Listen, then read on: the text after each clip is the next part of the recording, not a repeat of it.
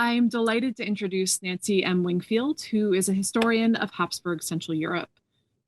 Dr. Wingfield received her PhD from Columbia University, where she studied with Schwandeak, and her research focuses on gender and sexuality, collective memory, and nationalism, and it's been supported by Fulbright, IREX, and the Woodrow Wilson Center, as well as Czech and Slovene granting agencies.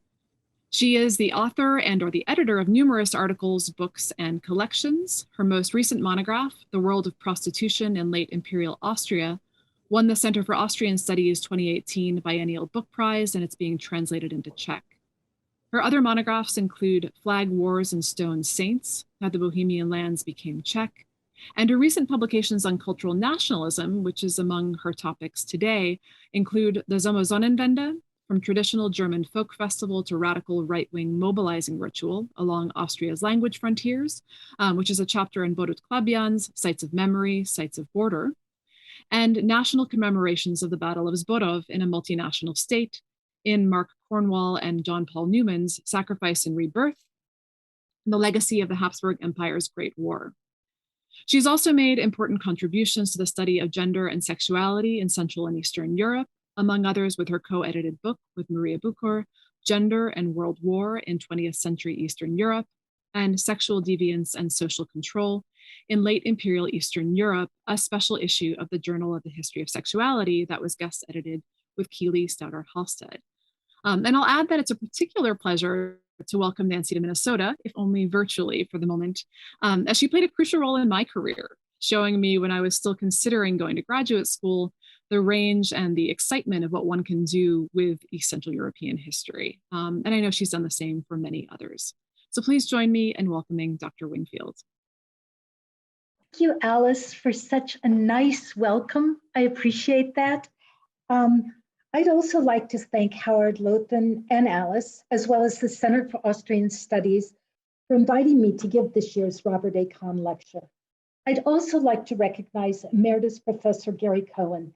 He's long played a huge role in promoting the Center for Austrian Studies, which is one of the few places in the Americas that brings together all of us as a field. This is an honor because Robert A. Kahn's name remains a towering one among Habsburg historians, and because the reputations of the 36 distinguished scholars who have previously given this lecture. It's a privilege to join their ranks and a challenge to give a lecture that lives up to the high standards they've set. I'd also, before I start, like to thank Dylan Moore, a PhD candidate in Comp Lit at Minnesota. He's also the manager for the Center for Austrian Studies and the editor of ASN magazine. But more importantly, he's the one who did the graphics for me, and he's the one who makes my Joseph II statue in Trautenau look like a superhero. So thank you very much.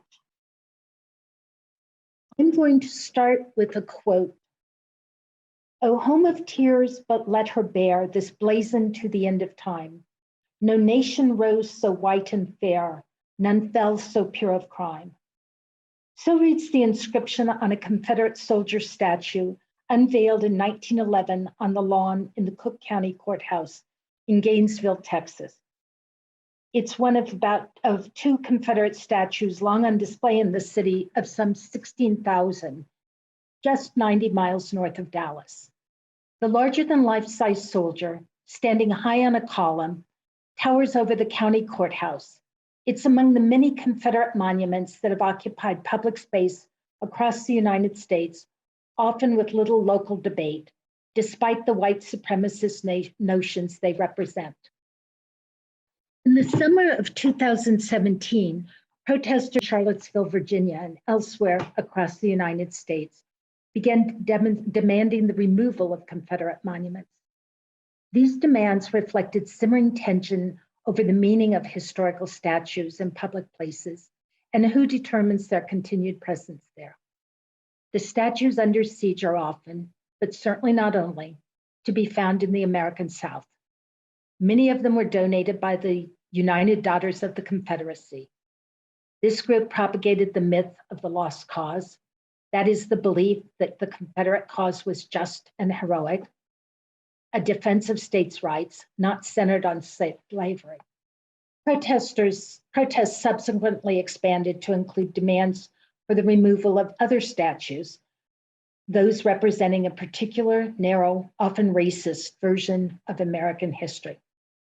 These statues include the larger-than-life-size Christopher Columbus, who stood from 1957 on Telegraph Hill in the shadow of Coit Tower, and the equestrian statue of President Andrew Jackson that stands before the Jackson County Courthouse in Kansas City, Missouri. Jackson County, Missouri has several of these statues, all of which are now shrouded in black plastic while the city decides and the county decide what to do with them. The San Francisco Arts Commission took care of the Christopher Columbus statue and had it removed in June 2020. The protests resulted in varying outcomes for the Confederate statues. They were boarded up, they were vandalized, or taken down in the dead of night, sometimes by protesters, other times by local authorities. In some cases, protesters called for statues of other, less divisive figures to replace these monuments. Sometimes the pedestals remain empty, or they've been removed altogether. Pitched battles over statues in public places is not a new issue, nor a particularly American one, as students of Habsburg Central Europe well know. Today's statue war in the United States got me thinking about the statue war in the Bohemian Lands. Just over a century ago, Czech Legionnaires and other Czech soldiers and German-speaking citizens battled in newly created Czechoslovakia over statues of reforming, enlightened, absolutist Habsburg Emperor Joseph II. Legionnaires, for those of you who don't know, are the war veterans who were either demobilized or active duty. More often than not, the Legionnaires won these battles, knocking the statues off their pedestals and otherwise damaging them. Before continuing, I'd like to expand a bit more on the Legionnaires. Their members included volunteers, deserters, and those relatively few Czech soldiers who left Russian POW camps to fight in paramilitary organizations, which is what the Legionnaires were, on the side of allies across several wartime fronts. About 90,000 Legionnaires, and estimates vary, I would say wildly, returned in waves to Czechoslovakia after the war, the last of them arriving home in 1921. These men formed the backbone of the new state's military. They served both as officers and were part of the rank and file. They also played an outsized role in the Czechoslovak bureaucracy. For a really good brief description of that, you can see Andrea Orzov's Battle for the Castle. Celebrated as first citizens of the Republic, military men whose army was older than the state, Legionnaires were transformed into heroes in Czechoslovakia between the wars. This owed to their national military exploits, above all their prowess against the Habsburg army in the July 1917 Battle of Sporov on the Eastern Front. The Legionnaires were an important constituent element in the new state's nationalist mythology of Czechoslovak democracy. In fact, they helped construct this mythology because they were involved in filmmaking during the war. They performed a function similar to that of Czechoslovakia's First World War propaganda in other media, giving, as Alice Lovejoy has written, discursive shape to a state that did not yet exist. In this talk, I want to revisit the extra-legal removal of the Joseph II statues in the context of the continuation of war in the European East following the 11th of November 1918 armistice on the Western Front. Despite the armistice, there was no immediate cessation of violence in Central and Eastern Europe. Rather, there was revolution, counter-revolution, ethnic conflict, and civil war between 1917 and 1923.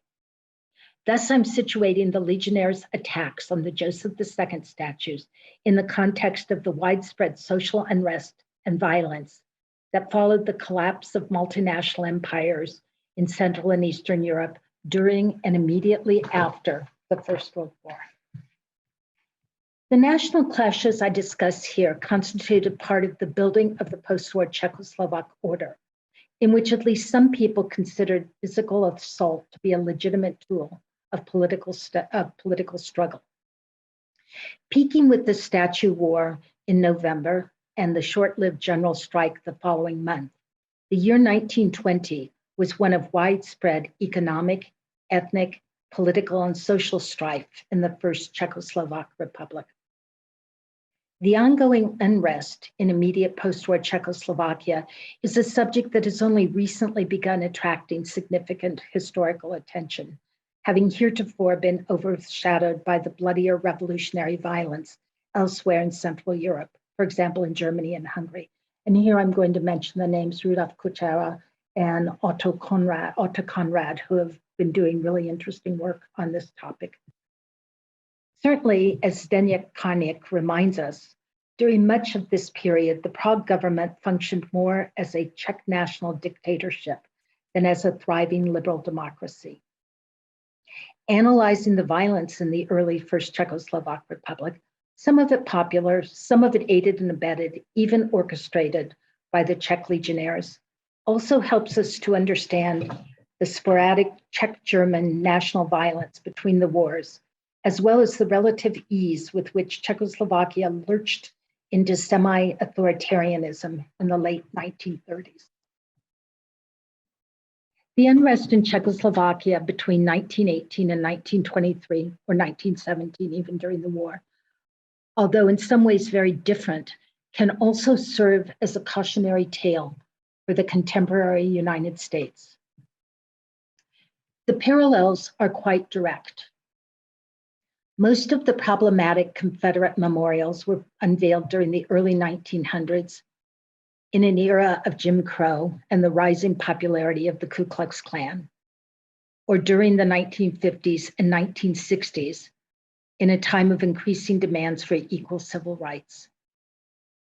Similarly, most of the Emperor Joseph II statues were put up long after the events they commemorated, in an era of national tension between the Germans and the Slavs. Again, like the Confederate monuments, these statues were often the gift of private individuals or organizations to towns and cities to be located in public spaces, their upkeep to be paid from public coffers. Finally, Joseph II statues also possessed potential political power that was unleashed in eras of national conflict. I am not quite sure when I first became interested in Habsburg Emperor Joseph II. I mean the statue, not Joseph II, the man. It was sometime in the early to mid 1990s, and I suspect it was in Heb, formerly Eger, a small town in Western Bohemia. But I have a vague memory from my graduate student days of an employee furtively leading me down the hall of the district archive and out the back door. And there he was, Ozymandias-like, one-armed and lying face down in the mud of the archive's back garden. And what was I doing in this archive? This is interesting. This was the only district archive in the country that permitted me to work in it during the communist era. Otherwise, I was pretty much stuck in Prague. When I returned to Heb after 1989, I returned to that back garden. This time, Joseph II was standing on a makeshift pedestal, together with some statues of stray communists. I think they were Fučík and Lenin. I have pictures somewhere. Then in 2003, members of the local Rotary Club had the statue of the emperor spruced up and moved to nearby Františkovy Lázně, where he now stands at on a very posh pedestal before one of the local spas, Dvoranu Glaberovich. His right arm has yet to be replaced. More on that right arm later. The Emperor Joseph II statue in Heb, there he is, had plenty of company.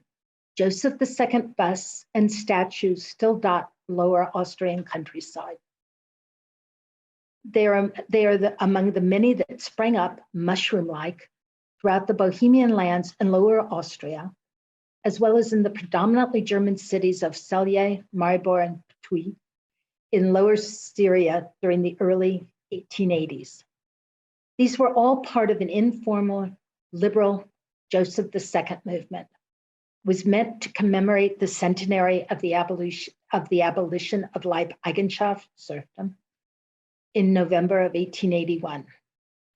In Bohemia, as elsewhere in the monarchy, it was German speakers, individuals, or organizations who funded the statues, and again, given over to the local government after they were unveiled. The speakers at the unveiling ceremonies both elaborated on the emperor's deed and asserted his affinity for the Germans. German nationalists made increasingly explicit German claims for the people's emperor in various ceremonies and commemorations, sometimes even at protests about the statues. No other figure became such a ubiquitous part of the built landscape, and none so much a part of the German collective memory of a mythical golden past in the Bohemian lands. Many of the early German Joseph II statues, also often holding one of the emperor's modernizing patents in their hands, look very much alike. Why is this, you might ask? It is because, like many of the US Civil War monuments, they were products of the monument industry. Sculptor Richard Kaufungen designed many of the Joseph II statues, and they were available by catalog. These statues in bronze and iron, and probably in plaster, but I don't know, could be scaled down or otherwise modified. There were also Joseph II busts and obelisks for those towns and villages with more limited budgets or perhaps less enthusiasm for the statue. So many Joseph II statues were ordered in the early 1880s that their production became something of a sideline for Fürstlich-Sonische Eisenwerke in Blansko, Moravia, which otherwise produced award-winning steam engines.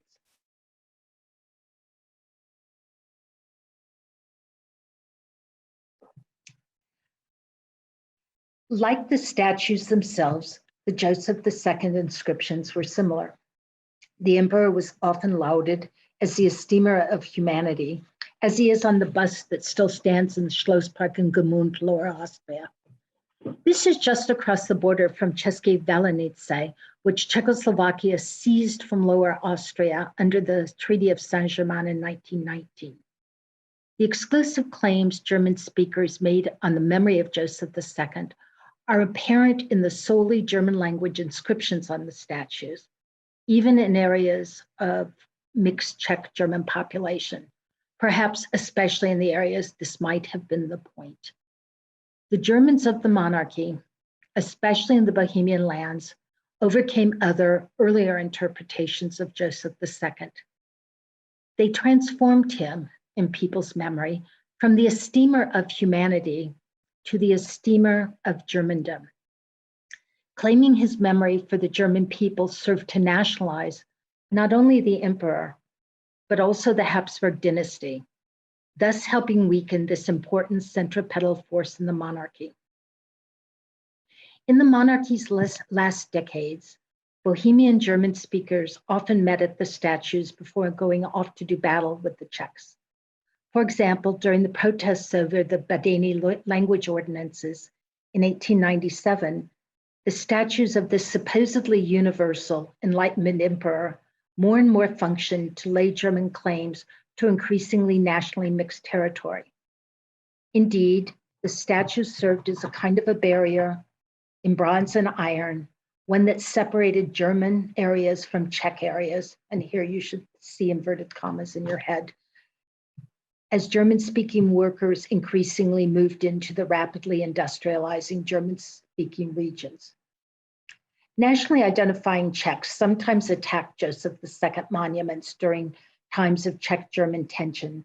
For example, in České Budějovice, southern Bohemia, on the 25th anniversary of the local Joseph II bus unveiling. It happened to be 1908, the year of Francis Joseph's 50th anniversary on the throne. Soon after the First World War's end, in early 1919, the Joseph II statues in Lower Styria, now part of newly created Kingdom of the Serbs, Croats, and Slovenes, were taken down with relatively little fuss. I know this because I asked Rob Stegar to look at it. But the fate of the Joseph II statues in the Bohemian lands differed markedly. Following the foundation of Czechoslovakia on 28 October 1918, jubilant Czechs began removing symbols of Habsburg rule, above all the double-headed Austrian eagle, and statues of Habsburg and Hohenzollern historical figures. At the same time, politicians in the predominantly German-speaking borderlands declared these areas to be provinces of the newly founded German Austria.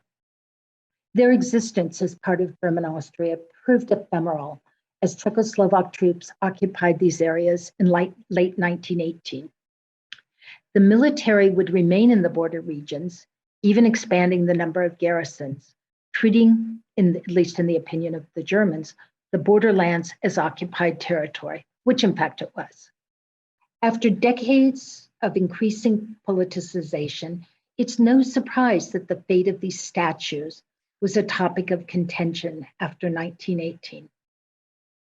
In the new Czechoslovakia, these statues and the national conflict they engendered posed a danger to the multinational state, a state that was ruled as a nation state.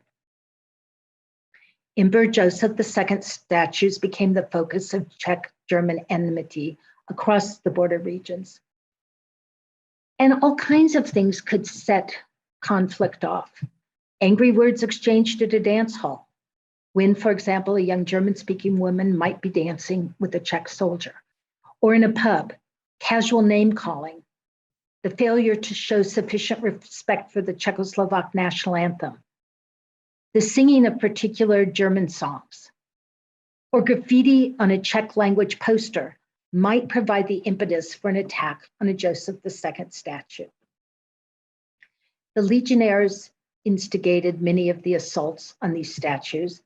The prevalence of the attacks and the government's relative inability and or reluctance to rein in the violence reflected the new state's difficulties in consolidating power. Sporadic conflict over the Joseph II statues throughout the Bohemian lands began in 1919, reappeared in the summer of 1920, and escalated that autumn, culminating in the so-called Statue War of late October, early November, when many remaining Joseph II statues in the Bohemian lands were toppled. Analysis of these attacks offers a much-needed counter-narrative to the idealized version of interwar Czechoslovak democracy that appeared, especially in Anglo-American historiography after the Second World War. The attacks reflected the myriad problems that the leaders of the multinational state, or in Peter Judson's words, mini empire, faced in consolidating power. In addition to war in the short-lived Slovak Soviet Republic and the occupation of Slovakia and Subcarpathian Rus, these problems included the oft-disputed annexation of towns and villages in Lower Austria, Galicia, and Germany, places that had not been previously part of the Bohemian lands and could not be claimed on the basis of Bohemian state rights. Rather, the Prague government sought them on economic and strategic grounds. Particularly in the nationally mixed borderlands, many residents, and not only Germans, but also the far smaller number of Hungarians in southern Slovakia, considered the Czechs an occupying power. Now back to the Legionnaires. Legionary political affiliation during the interwar years ranged widely, right, to Communist Party, but much of the energy was concentrated on the far right. Some of these men were extremely nationalist, anti-communist, and anti-German. Some participated in fascist organizations between the wars.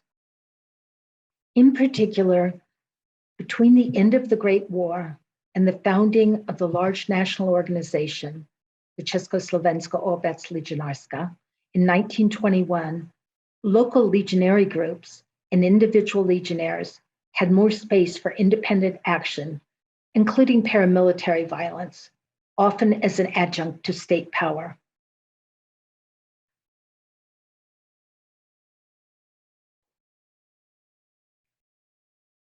Czechoslovakia's interwar history is blotted with examples of armed legionary violence against Czechoslovakia's civilians, and this is mainly Germans, as the legionnaires brought war home to the country's German, Jewish, and Hungarian citizens in the first year after the war.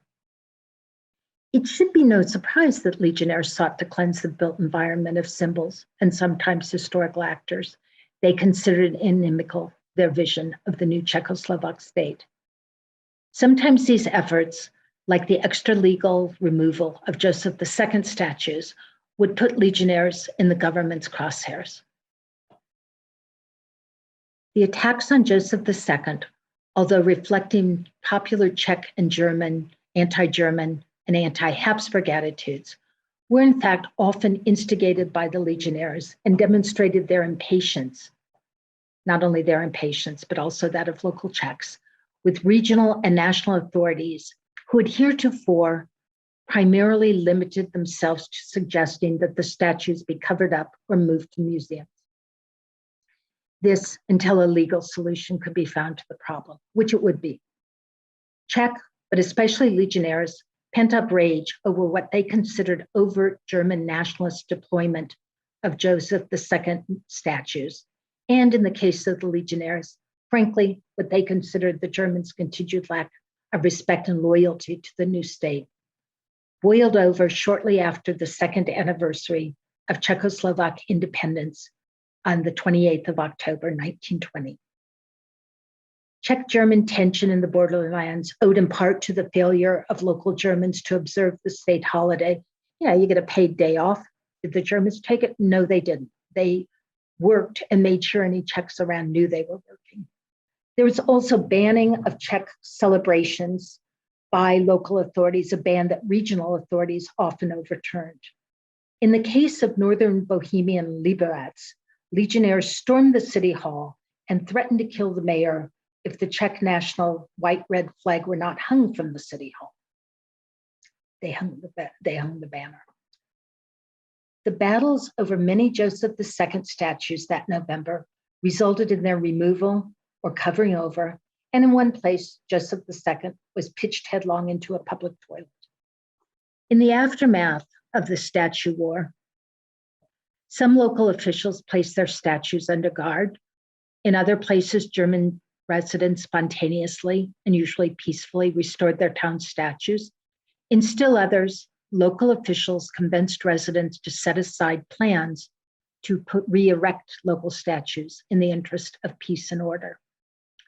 There were cases of violence in connection with the attempted removal of Joseph II statues that resulted in the destruction of property, numerous injuries, and several deaths. And I'm going to focus on 3 episodes in the statue war in my talk. The first volleys, and they were in northern Bohemian Teplice on October 28th. And this episode lasted a fairly long time. An attack on a Joseph II statue in Heb, the armless one, one-armed one, on November 13th, which reverberated in Prague and elsewhere. And the last, and one of the bloodiest clashes, in Asch, a really small town, also in Western Bohemia, not far from Heb, and that happened on the 18th of November. These attacks exemplify legionary warfare against German-speaking civilians of the Czechoslovak state. The Teplitz. National passions were already high in German-speaking Teplitz on October 28, 1920, the second anniversary of Czechoslovak independence. They were fueled in part by allegations of mistreatment of local German-speaking recruits by the Czech military. Now, there had been patriotic independence celebrations in Teplice, and participants included Czech National Socialists.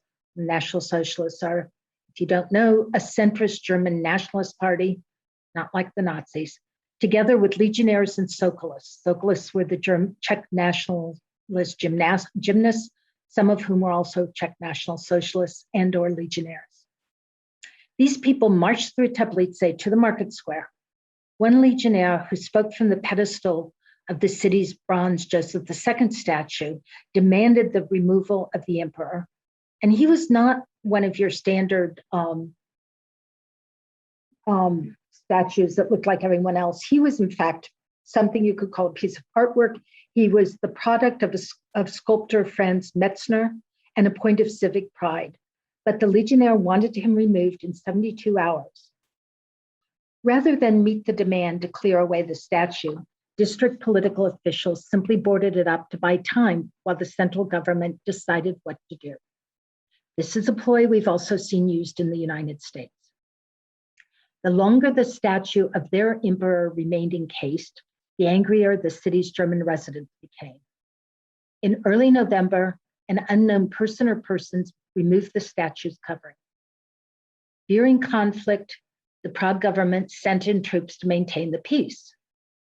And while the central government and German parliamentary deputies were negotiating on November 11th about what to do with the statue, the workers charged with removing it lay down their tools. Things changed fairly suddenly when, on that same day, a delegation from the Pilsen-based 35th Legionary Regiment arrived in the district political administration in town. These legionnaires declared they would not leave until the statue had been removed. And so they got to work. The legionnaires, without waiting for a word from the government, much less from the officers that accompanied them, started to work. Some of the enlisted men, allegedly armed with machine guns, blocked the entrance to the market square, where the statue was removed. There's no report of violence and no report of damage. The locals later transported the statue to the municipal building supply depot and from there to the garden of the city museum. Just 2 days after the events in Teplice, on Saturday night, November the 13th, there was another skirmish between the Czech military and Germans, this one in Hebe. In this case, the response of local residents had repercussions across the Bohemian Lands.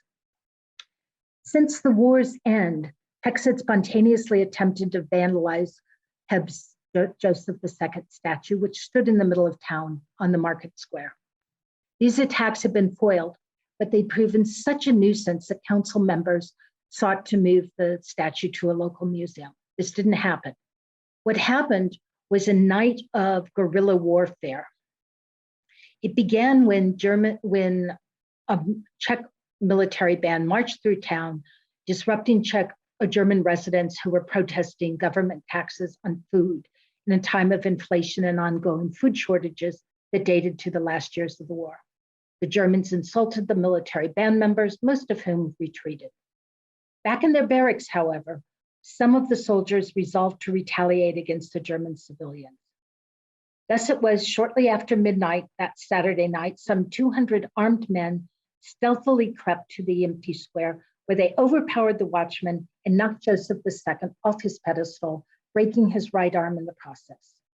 The intrepid watch still managed to sound the alarm, and within minutes, the square was filled with the sound of church bells and the sight of the city's Germans screaming to rescue their emperor. The Germans took to the street, and there was violence all night long. By dawn, however, Joseph II, now one-armed, wearing a sash in German nationalist colors, black, red, gold, across his chest, was restored to his pedestal. About lunchtime that day, Sunday the 14th, Hebe's mayor spoke from the base of the statue. He condemned Legionnaire actions and demanded that German cities be freed of their Czech garrisons. The Legionnaires were not finished with the Joseph II statue yet. They reportedly planned to attack the statue again, either that Sunday or Monday evening. The city fathers responded by having the statue welded to its pedestal. But it wasn't this that got everyone's attention. It was the behavior of the adolescent demonstrators participating in the November violence that actually caused the greatest outcry.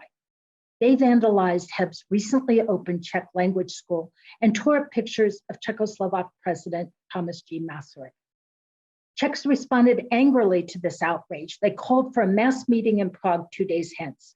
They wanted to protest Czech damage to the German damage to the Czech school and the insult to the President Liberator's image. What followed were several days of anti-German, anti-Semitic demonstrations in Prague. Beginning on the 16th of November, incensed Czechs roamed the streets, attacking both people and property identified as German or Jewish. As they had in the border regions, the Legionnaires helped instigate some of the most violent behavior. In addition to leading a demonstration before Parliament and demanding the removal of a German deputy, they seized and occupied the New German Theater atop Wenceslas Square. Meanwhile, in the wake of the riots in Heb, the Legionnaires stationed at the Heb Air Station sent a list of demands to the Defense Ministry on November 18th, just as the Prague riots were dying down. These demands included the removal of the Joseph II statue, which the Legionnaires asserted the city's residents had replaced on its pedestal as a provocation.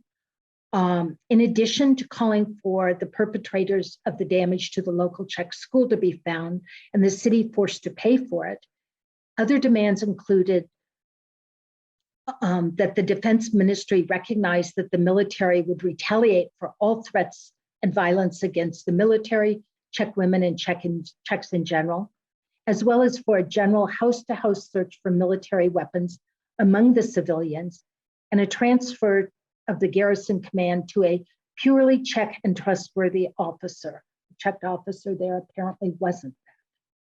Also on the 18th of November, came a resolution from the Nationalist Legionnaires, who were holding a conference at about the same time.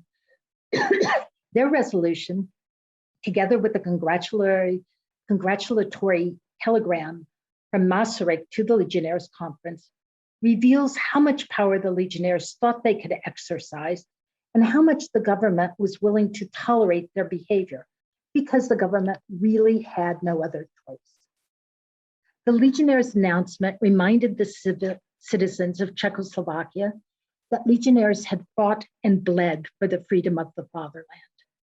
And while the Legionnaires, did not want to oppress the citizens of other nations, they energetically demanded that the non-Czech nations be subject to the laws of the Czech Republic. We declare once and for all, the resolution continued, that we will not tolerate Germans and Magyars impugning the honor of the Legionnaires, as Parliamentary Representative Knirsch did when he called the Legionnaires the devourers of the Czechoslovak Republic. This is Hans Knirsch, who is a German National Socialist Workers' Party deputy. The Legionnaire missive continued that if the government would not defend their honor, the Legionnaires would not concern themselves with parliamentary immunity. Finally, the Legionnaires condemned the attitude of the Germans in Heb and Teplice and declared they would retaliate. An eye for an eye, a tooth for a tooth. They had run out of patience. Masaryk's telegram to the Legionnaire Congress, dated the same day, 18th of November, noted how pleased he was with the Legionnaire pledge to remain true to the Czechoslovak Republic. What he wished above all from the Legionnaires, the telegram stated, was for those in active duty to build a valiant army. Masaryk further hoped that all Legionnaires would prove exemplars of democratic endeavor and firmly support order and legitimacy at a time when they were clearly doing neither. It was on that very same evening of November 18th that some 40 Legionnaires from the local garrison knocked down the bronze Joseph II statue that stood in front of a school in Ash. The soldiers returned to the garrison, where they allegedly fired random salvos. Indeed, sporadic sounds of gunfire could be heard throughout the night. As in Heb, the alarm was raised and the German residents rushed to the defense of their emperor, whom they quickly restored on his pedestal. Described as excited and aggressive, the local Germans, some armed, including 2 men found to have military-grade weapons, gathered before the Stadthaltereirat and threw stones at the awning-covered windows of the Amtswohnung. And the gendarmes taking care of the building were worried. They were afraid they'd be disarmed. They called in additional gendarmes and soldiers. And according to some reports, the Legionnaires fired into the crowd. Casualties included 3 dead and several hospitalized. Local and national German language newspapers described the statue war, referring to legionnaires in terms of soldiers mutinying and open revolution and military dictatorship. It does appear that at least some of the legionnaires were willing to act in what they considered the best interests of Czechoslovakia, even if the state did not necessarily agree. Indeed, legionnaire plans to topple the Joseph II statue in Asch had allegedly long been known. Minister-President Jan Černý asserted that both the political district administration and the garrison command had taken all measures possible under the circumstance to dissuade the soldiers from their plan, but had been unsuccessful. Even a general was dispatched from Prague to help calm the situation. I want to say something about the Czech attitudes towards the Joseph II statues. If you're a Czech historian, you know already that Czech intellectuals and Masaryk were saying there are more important things than statues. But it still appears there was a political consensus that the Habsburg Emperor did not belong in public spaces in independent Czechoslovakia. Indeed, Minister-President Černý, the howls of derision from the German parliamentarians, had initially sought to defend the Czech Legionnaires' attack on this statue in Teplice because the statue was an unfortunate reminder of the former Czechoslovak state. The basis for the removal of the statues came only later, after things were taken to court, and this is part of the Law for the Defense of the Republic from 1923, calling for the removal from public view of statues, inscriptions, and memorials of anti-state character or Habsburg and Hohenzollern dynasty. The removal of Joseph II statues failed to staunch legionnaires' anti-German passions. Often when there was German-Czech tension in the early years of the Republic, you would find the presence of legionnaires.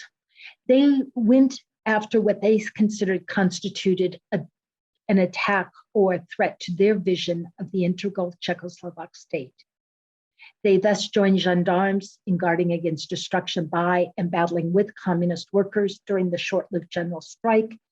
Some 7 months after the statue war in June 1921, legionary violence in the predominantly German northern Bohemian city of Ústí led to casualties and death. There are examples in the early post-war years of legionnaires seeking to settle disputes with a knife or a gun. Moreover, Czech fascists organized the other great anti-German riots in interwar Prague, a protest against German language films in 1930. I think it should be no surprise that one of the party founders was a Legionnaire and Zborov veteran, Rudolf Gaida. As Robert Gerwaf and John Horn have pointed out, the replacement of empires by self-styled nation states after 1918 motivated paramilitary squads to neutralize what they perceived to be threats to their nation posed by local linguistic minorities.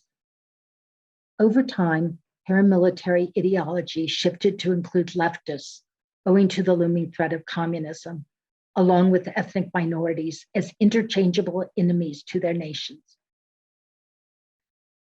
So now I want to move on to what the Czechs put in place of the Joseph II statues. They constructed what they thought to be more appropriate democratic monuments, including Masaryk and the Legionnaires, occasionally on the very pedestals where Joseph II had stood. Indeed, Čeka Blansko, a successor to the Eisenwerke in Blansko, produced some of the Legionnaire statues. Some Legionnaire Joseph II statues were hauled off to museums where they remained between the wars. Others might have survived the ire of Legionnaires, but were left to the Nazis, who sometimes melted them down for the war effort. So what was the fate of the Teplice statue, whose removal started the whole statue war? What remains of the statue is a 5-meter tall of the 5-meter tall emperor is the pedestal. And since 1945, it's become a memorial. It contains soil from Zborov, Dukla Pass, Dunkirk, Terezin, and Pankratz. It recalls the battles, concentration camps, and political prisons where Czech patriots died for their country. A second inscription to the victims of communism has been added to the pedestal monument since then. Now, since the fall of communism in 1989, scores of Joseph II statues have begun reappearing in the Czech landscape, even as numerous statues and monuments from the communist era soon had their inscriptions removed or they were removed altogether. The new Czech language inscriptions on the Joseph II statues are primarily variations on enlightened ruler and reformer, which Joseph II was. In the 21st century, Joseph II has occasionally been the focus of popular festivities. At least one statue was repurposed as a kind of brightly painted garden gnome in front of someone's cottage. And yet another one stood during the 1990s and perhaps still stands. I don't know if Hugh Agnew knows because he's the one who gave me the picture, near a roadside restaurant in northern Bohemia. The Czechs' new, more benign, less nationalist interpretations of Joseph II statues, however, reveal the limitations of parallels between them and the American Confederate statues. Some Confederate statues may yet someday occupy well-curated spaces in museums as part of the US historic past. It seems improbable, however, that they will again occupy public space because their presence in public is unlikely to lose the ability to excite and/or offend passersby. Emperor Joseph II has become a neutral figure. The likes of Robert E. Lee and Jefferson Davis have not. In the end, what do we learn from rethinking the Legionnaires' removal of Joseph II statues? What are the wider implications for modern Czechoslovak history that emerge from this intellectual exercise? The answer is that it helps us see how violence helped to midwife democracy into being after the Great War. We have established that some legionnaires have posed a danger to the state in the early years as they challenged its political leaders over visions of the country's future. A few legionnaires, including Gaida, posed a danger as late as 1930. Yet the legionnaires were consistently feted as a constituent element of Czechoslovak democracy, thanks to interwar Czechoslovak democratic myth-making and the growing contrast between Czechoslovakia and other states in post-Habsburg Central Europe. The Legionnaires' association with democratic greatness was heightened by the Nazi occupation of the communist era. Nazis targeted the Legionnaires, sending many to concentration camps. They removed the remains of the unknown soldier in Prague, the Zborov veteran, destroyed the tomb. So it's no surprise that there were post-World War II commemorations of the victorious Czechoslovak Legionnaires at Zborov, and this was a time to condemn pan-Germanism and German aggression. But after 1948, legionary participation in the counter-revolutionary struggle against the West Red Army meant that legionnaires would be talked about less. Indeed, they almost disappeared from public discussion. Since 1989, the legionnaires have reemerged in Czech public memory as heroic warriors whose national exploits played an important role in founding democratic Czechoslovakia. Until the last decade or so, neither the legionnaires' violent behavior in revolutionary Russian East, where they seized the Trans-Siberian Railroad, nor in occupied large swaths of Siberia, nor their violence against residents in Slovakia found much attention.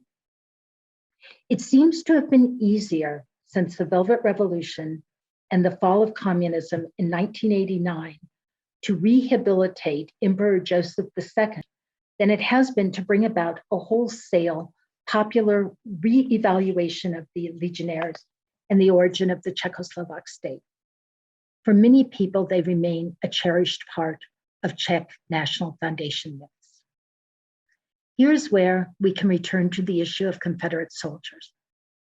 Despite a huge historiography contradicting it, the myth of the lost cause of the Confederacy remains popular among a certain segment of the American population. They include white supremacists and other nationalists.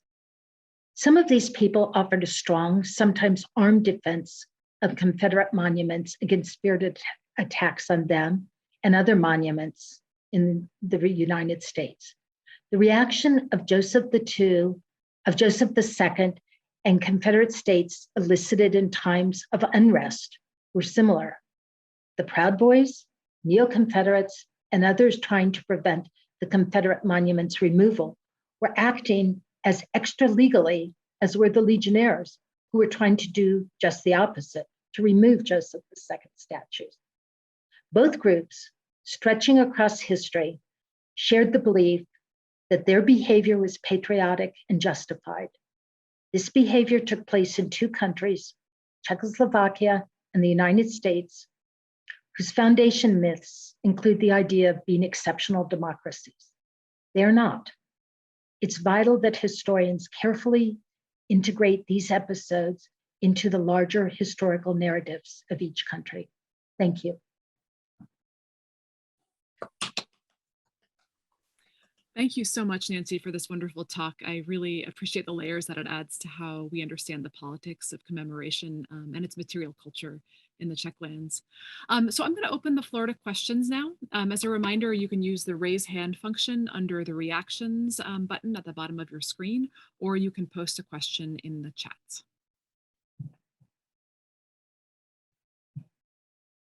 And I actually have one question to begin with for Nancy. I think this is so interesting how you brought this back to the present at the end, thinking about this sort of softer, neutral image of Joseph II. And I wanted to ask how you understand the politics of this, right? So the repurposing of these statues as kind of painted garden gnomes suggests that this could be kind of a form of švejkovství, but it's obviously a much more complicated issue. So I wonder if you could speak to that a bit.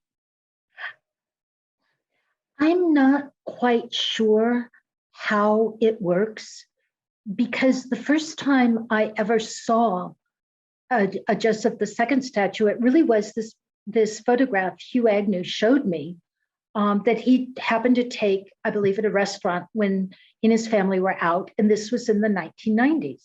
And I thought, how interesting and how odd. And then I began noticing, as I was driving along with people, and not on the highways, this was sort of pre-highway, there were a number of statues that had been put up with this new inscription. And I think two different things are happening here. I think if somebody gets a hold of a Joseph II statue and it belongs to them, they do what they want with it. And it's kind of a piece of kitsch. I'm less certain what to think of the Joseph II statues in front of the spa, on the highway, actually near one of the Western Bohemian breweries. I don't know. One of the things that interests me very much is in Brno, which had this massive big monument. It wasn't a statue, it was a monument. When I was working there, I would walk up into the park and I saw two of the elements from the monument, which were abnormal because usually it was just a monument, a statue. And I went back down and said to the people in the archive, guess what I saw? I saw part of the Joseph II monument. And they said, no, you didn't. And I said, oh, of course I did. And I went to their postcard collection and pulled out one of the postcards, and I said, this and this are up by the church in the park. And I went up, took pictures, brought them down, and they said, yes, you're right. And then they said, and the figure of Joseph II is in the psychiatric department of the university. I have no idea what these things mean. I don't think Joseph II is quite as kitsch as some of the pictures of recent statues that Paul Newman has taken of some of the Habsburgs.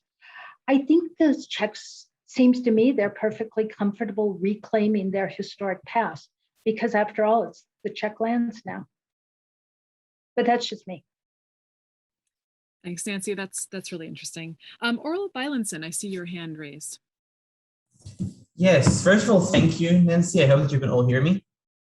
So first of all, thank you for this great lecture. And while listening to it, I could not feel how this is in some ways a culmination of the way that you and the field went in the last more than a decade. And my question, which I think is a property of the venue we are having this lecture in, is about how your presentation not only culminates the trend I think we can all see in the lecture, which you brought or expand the field, whether it's nationalism studies, memory studies, the bringing of Habsburg to the post-Habsburg space, but also in what ways do you feel that this lecture, which works on a topic that you have worked on for more than a few years, how do you think that this lecture is situated in the field now, after all these years, as opposed to a few years ago? So for example, if the immediate post-Habsburg studies with Dominic Ryle, Gabor Egri, etc., are now more focused on social history, and you are, as always, reminding us to do cultural history as well. So my question is, how does your lecture play in the Habsburg, immediate post-Habsburg field today, and not just, in the archaeological way that we all can, I guess, reconstruct in our minds? So as in, your presentation kind of opens the field forward to new directions. What are they? I'm trying to I was drawing on some of the work of the military historians, one of whom's here, Richard Lyon, I think, is here. I saw him, I thought, but also the historians of violence. And I was, in my happy little way, looking at an episode I had looked at more as sort of social upheaval. And now I'm trying to look at it as a particular kind of violence in the post-war period. And this has to do with something I've been thinking about, and Mark Cornwell's here, and Malachi, maybe Scott Spector remember this.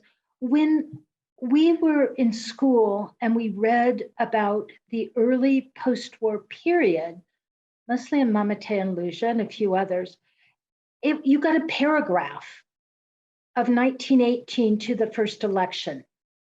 And you got told certain things happened, but that wasn't anyone's interest or focus. So I think looking at this again can talk to us about violence. And here I disagree with some people who assert that the violence in Slovakia was somehow very different than the violence in the western part of the Bohemian Lands. Granted, more people were killed, but I don't think the violence in the Bohemian Lands right after the war looked a great deal like the violence in the Habsburg monarchy. And so that's something else I'm sort of responding to.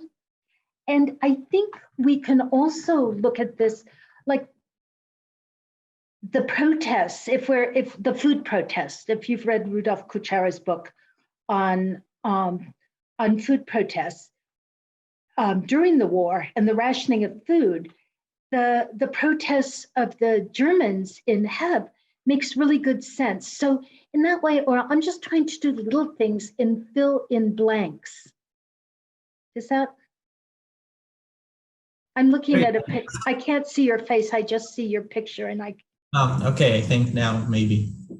Okay, so does what I'm saying make sense? Yes, I was wondering maybe, at least, maybe we can discuss this later. In what ways do you think that, the filling of the blanks that you're doing is also creating new questions, which perhaps our current preoccupations in Habsburg studies tend to ignore? They might be, and I'm wondering about this because I was talking to my friend and co-author Dasha Haikova, who sent me some images of newspapers because I needed them, and I'm so mad at Kamarish for locking me out.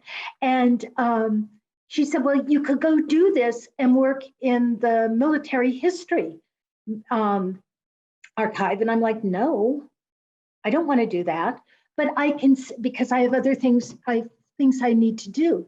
But it seems to me there are ways to blend military and social, but mostly social history with cultural history in this period. People are doing it and have done it for other periods.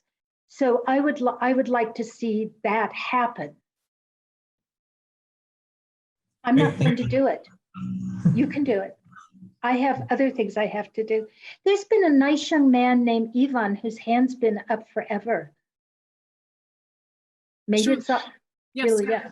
Go ahead, Ivan, and then we'll turn to the chat. Yeah, thank you very much. Thanks a lot for your lecture. And I would like to ask you, because you mentioned more times radicalization of a part of legionnaires in the late 1930s. Yeah, you mentioned more times Radula Gaida. So my question that was 1930, not late 1930s. Yeah, yes. Sorry, I let it too far in my way of thinking. Oh, no worries. Yeah, that was. My question would be, if you research the reasons for the radicalization of this part of legionnaires, although it was only a small part of them. No, I haven't done a lot of them. I paid attention to Gaida because I was really interested in the fascist attacks on the sound film. I like the idea that that film caused national problems. So that's how I got interested in Gaida. Then I discovered recently that he comes from Montenegrin aristocracy. I'm interested in the legionnaires in general and in the varying kinds of politics they had, but I'm really interested, as I said, in how Andrea Orzow talks about them, this huge role they played in the interwar period, and how we still see it in the built landscape of Prague today. And so that's in part what interests me. Also, that their statues suffered the same fate during the Second World War as some of the Joseph II statues did. But that's pretty much my interest in the legionnaires. I think there has been so much good work done on them recently, even if it's not the primary focus, that we have a lot to read and think about. And I think this builds off of the work done by John Horn and Richard Gervat, Robert Gervat. Is that? Okay, yes, I see. Thanks a lot. You're welcome. Where are you? I want to know where everybody is now, where they're calling in from. Yeah, so now currently I'm in Houston as a Fulbright visiting professor, and but my home institution is Palacký University Olomouc in the Czech Republic. Oh, I know where that is. Olomouc is one of my favorite cities. Thanks so much, Ivan. I want to. There's a question by Eagle last time in the chat that links to this, I think. Eagle, do you want to ask this, or shall I can ask? I'll start asking it, and you can interrupt me if you would rather ask it. Eagle asks if there are other legionnaire narratives that go in other directions. If there were 90,000 of them, were there Democrats, internationalists, back to the landers, or others who were not precursors to fascism, without denying the centrality of the narrative you've provided? There are a variety of legionnaire narratives. Most of them are well-behaved, good legionnaire heroes. If you read Katyra Kucharak's article or chapter in Paul Newman's and Mark Cornwall's edited collection, you get a discussion of Medoc, who is, and he's the head of a smaller but very influential right-wing group of legionnaires, and he's influential because he made films and he wrote books and he did a variety of things. There were also communist legionnaires, and they're mostly Russians, and they became radicalized during the Russian Revolution. So there are a huge variety of different kinds of legionnaires. The interesting thing about the legionnaires is how much effect they have on the army, because I think they make up about half of it.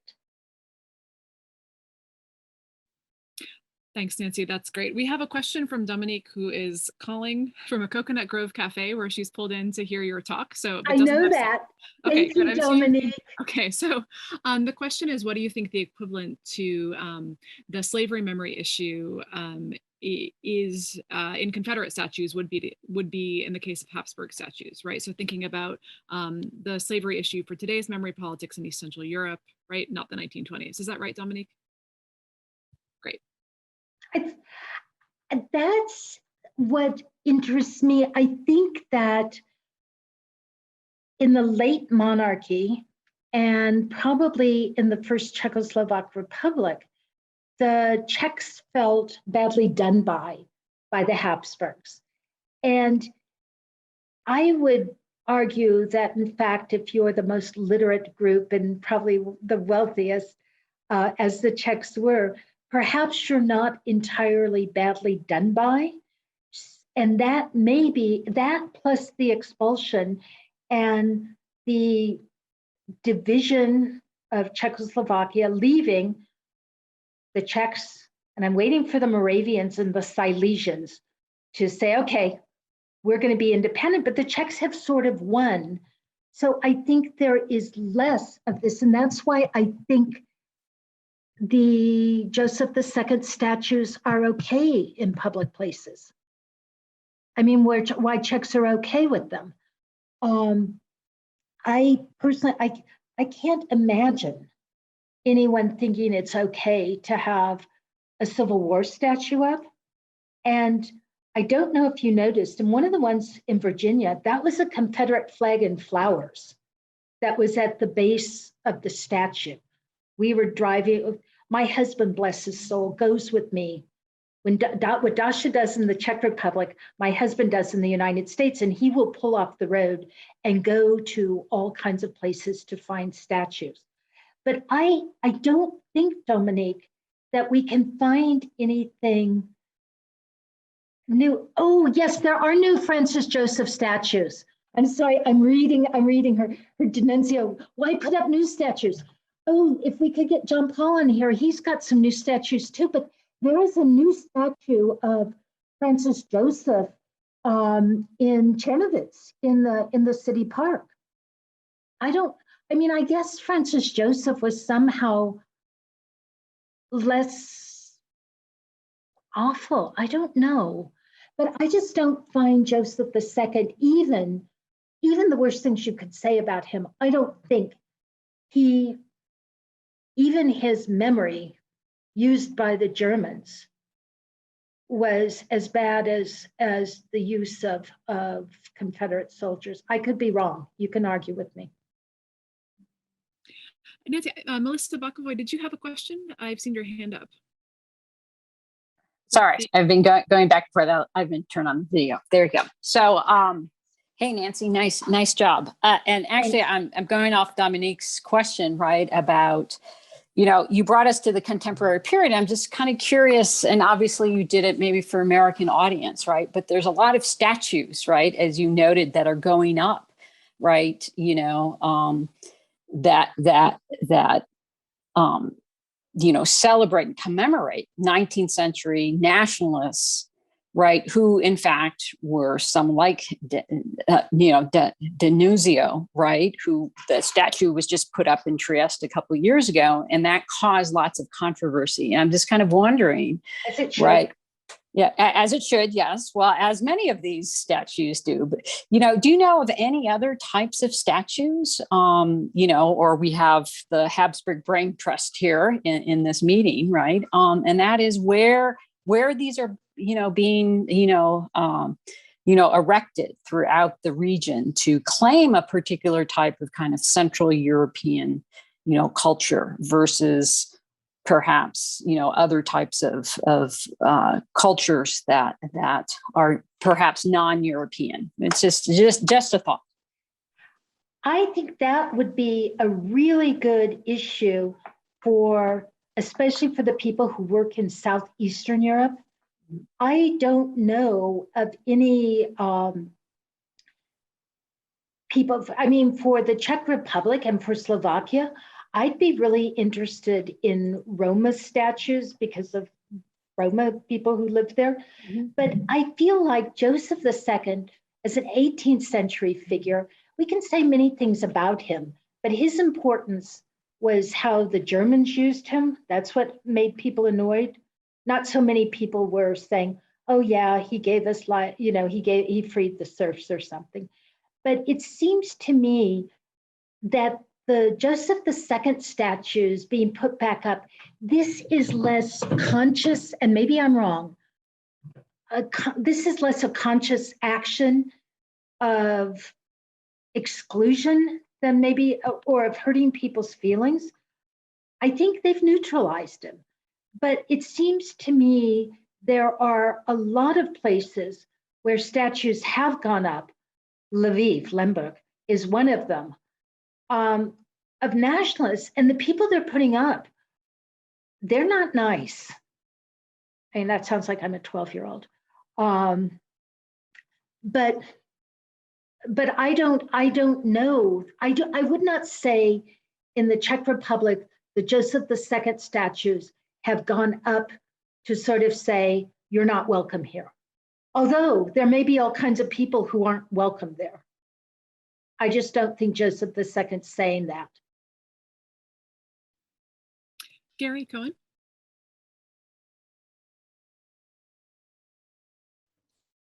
Well, can you hear me, Nancy? I can, and I can see you.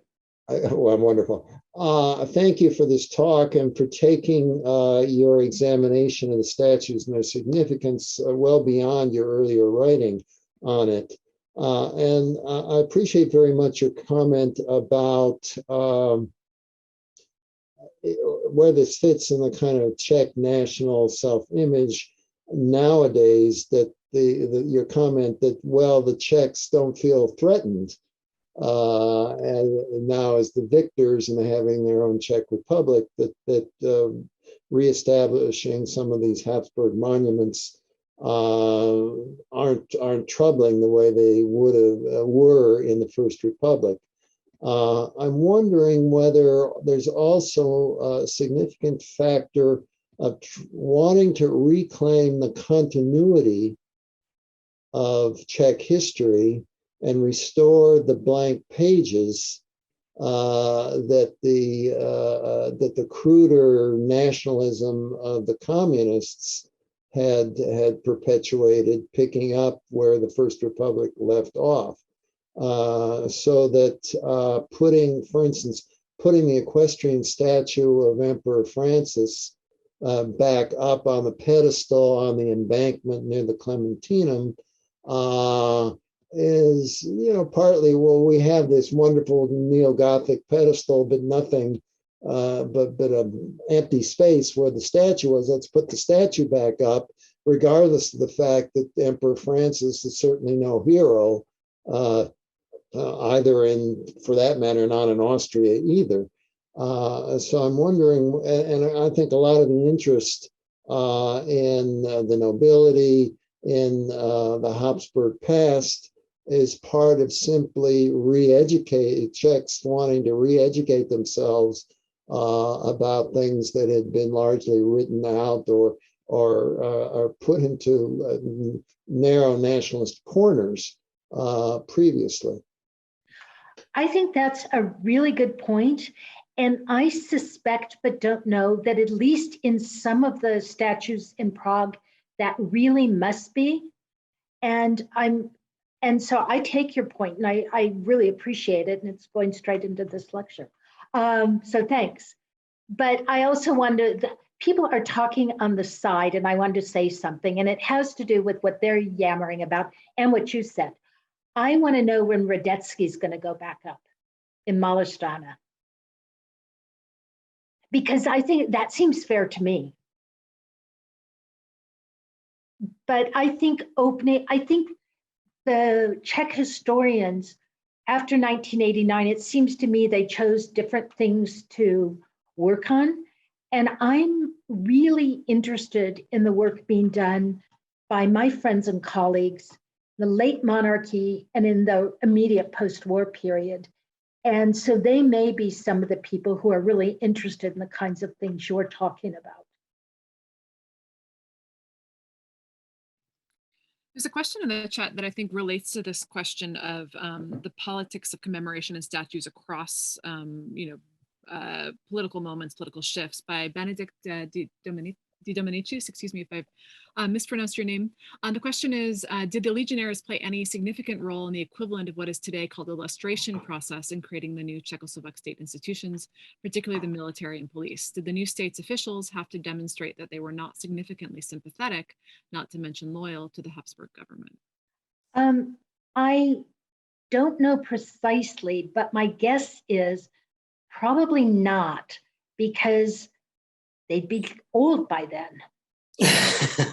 No, I don't mean that rudely. I'm not sure. I mean, I think a lot of them were born, these legionnaires, they were born in the 1890s. And so by 1989, they'd be quite elderly. I mean, at one point, somebody introduced me to a legionnaire. I felt so bad for this person. It's like when you see World War II veterans, and it's like, oh, this is our oldest person. It's like they're waiting for you to die. So in my opinion, no, they didn't, but their memory might have. And what I meant was what the equivalent of illustration in the interwar period. I mean, in building a new Czechoslovak state, were the legionnaires given some kind of a special responsibility to say, yeah, this person, they were loyal. They didn't serve too loyally to Habsburg Emperor. I'm talking about the interwar period rather than 1989. In terms of the military, I don't know, because I was just reading what I needed to find out. I wanted to know something about when Germans were called up to serve in the Czechoslovak military, and I read Richard Line and I read Martin Zuckert. My impression is, and they can correct me, that, and Tamara Scheer, if she were here, would know exactly the answer. My impression is that a lot of officers considered themselves Habsburg loyal, and I'm not sure how many stayed in Czechoslovakia, how many didn't go back to Austria.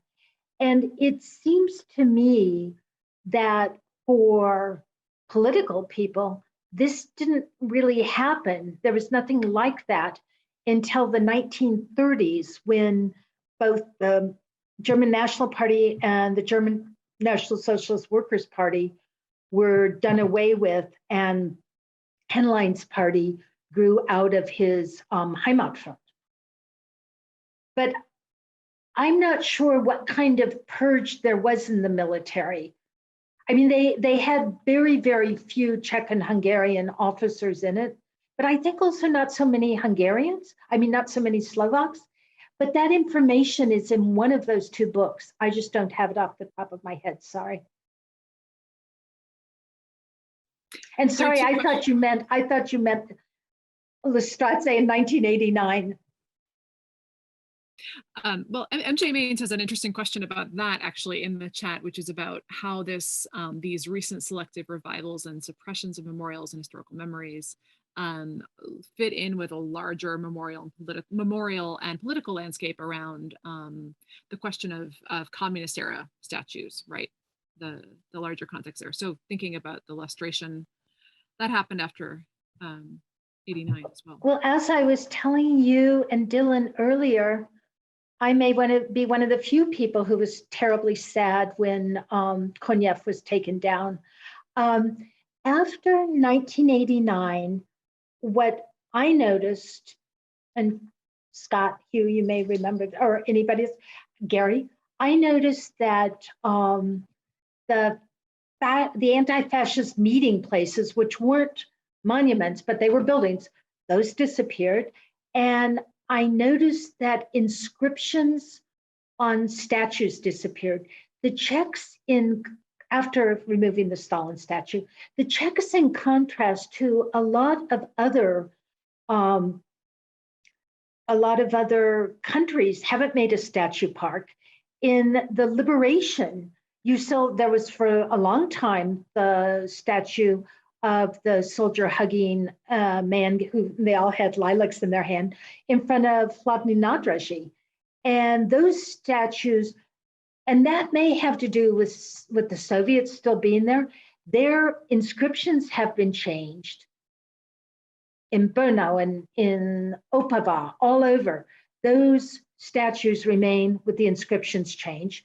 The Soviet tanks, although the one across from the Austrian embassy in Smíchov has been removed because somebody kept painting it pink, most of those in small towns remain.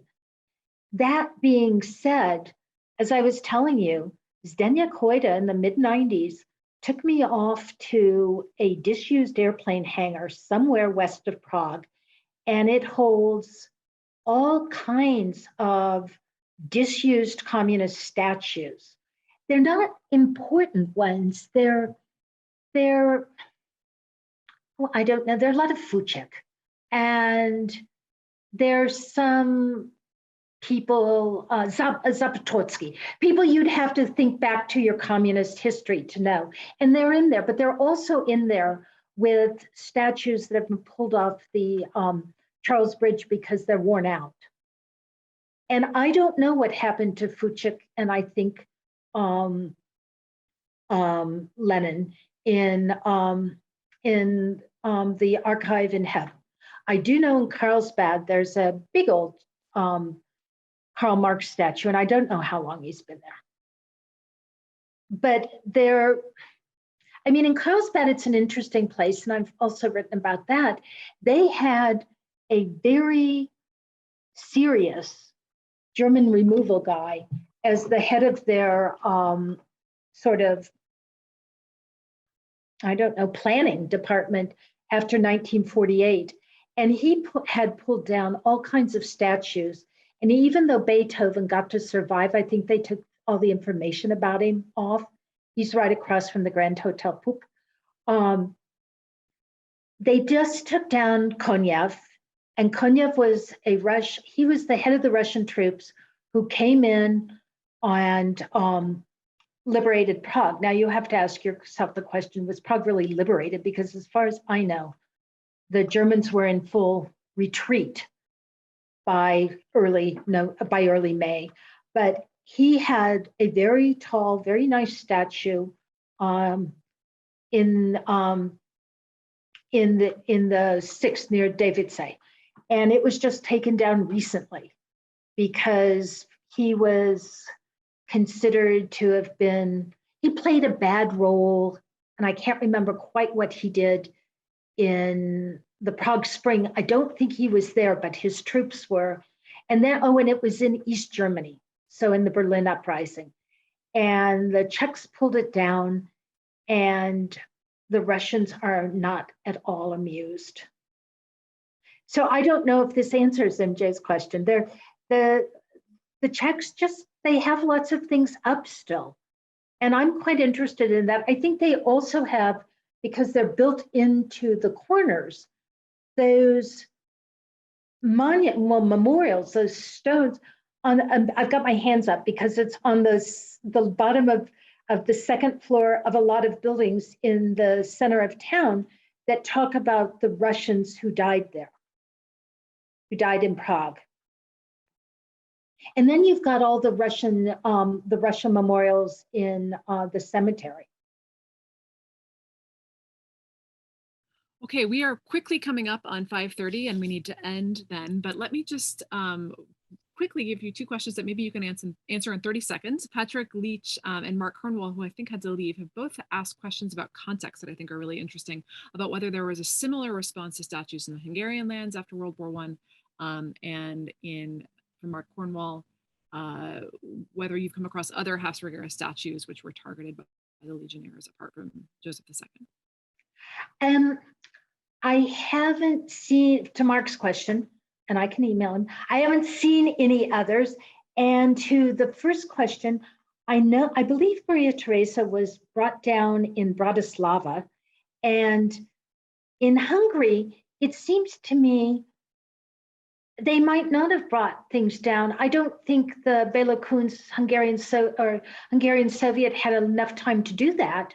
Maybe he did. And then they had the counter-revolution. I probably liked them. After all, it was ruled by a regent. So I don't know on that. That's just my impression. I can talk a little bit about statues in Poland, but Hungary, no. Somebody else might know. Thanks, Nancy. Thank you from Sabo. Thank you guys for coming. Yeah, thank you, Nancy, for a wonderful talk. And thank you for a really lively chat too. I'm going to save this chat file, and I recommend that if this is a topic of interest to you, that you do the same. But this is a wonderful talk, and we're so grateful to you for joining us. Well, thank you everyone for coming and for asking questions. I appreciate it. And I couldn't answer all of them because I really don't know. Anyway, thank you so much. Bye-bye.